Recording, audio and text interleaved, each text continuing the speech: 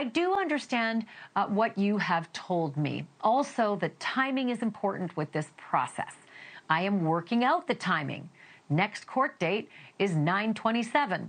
As I understand, that is just a conference court date, so I do not expect much to happen. I have not even seen the discovery yet at this point. And then there was this banter between the brand new pen pals. Quote, so it sounds like OSP, Oregon State Prison, is not such a bad place to be. Do you have butter for your bread? How is the day-to-day food? I will admit the food at SCCF, which is Suffolk County Correctional Facility, is not much to look forward to each day. Also, yard is just walking around in circles outside. I want to bring in Dr. Gary Brucato. He's a forensic psychologist who specializes in violent criminal behavior and psychotic illness. My number one question, Doc, is would an innocent man, because Rex Heuermann has the presumption of innocence. He has not gone to trial yet. He's just jailed. Would an innocent man who was wrongly locked up for the Long Island serial killings engage in a letter-writing relationship with a convicted serial killer? Well, obviously, it's impossible to say, but I would say that it would be rather improbable that somebody would do such a thing. What I would find intriguing about this situation is the idea that it appears that the excitement of being contacted by somebody who has done something that you have possibly been very interested in or studying or admiring for a long time has sought you out, whose methods you may have even impersonated or learned from has sought you out.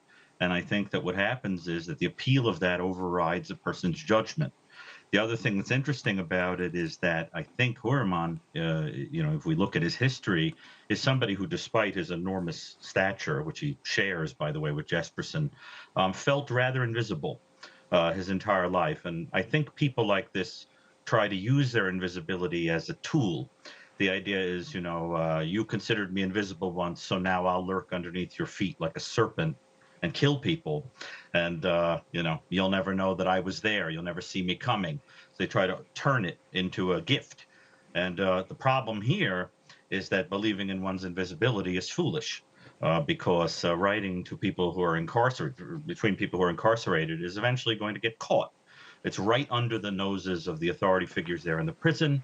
And I think that that's probably very appealing and attractive to someone who's needling his nose at authority.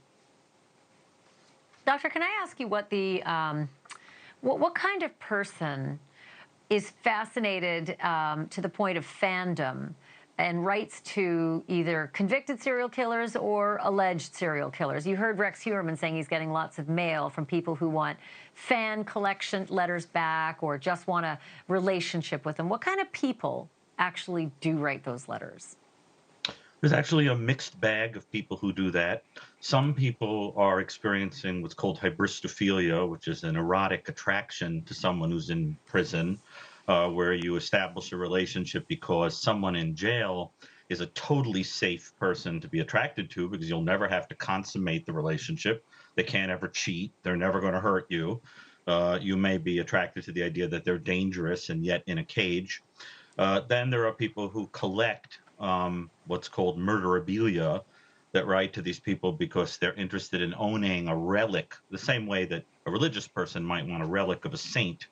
There are people who want to have relics of people who do terribly evil things because they've been touched by the person who used the same hands to kill, for example. And then there are individuals who simply have an incredible curiosity about the dark side of people, sometimes as a way of controlling their own dark sides. Become interested in how a person can be driven to such things. I've seen all sorts of reasons. And then, of course, there are researchers like myself who want to understand the inner workings of the minds of these people. Oh, I'm going to put you and me in a different category because I also write to inmates all the time asking for interviews. And I think it's not for the prurience, but it's for the, the communication. Yes. Dr. Gary Brucato, thank you for being on, and happy Thanksgiving to you and your family. Sure. And I'll just say as a final comment, let's be careful because what that person has always wanted was attention. We may not want to give him some by inserting him into the Heuermann case. It's a good point. Thank you for that. Look forward to having you on again. Thank you for watching. Go to newsnationnow.com to find NewsNation on your television provider. And don't forget to click the red subscribe button below to get more of NewsNation's fact-driven, unbiased coverage.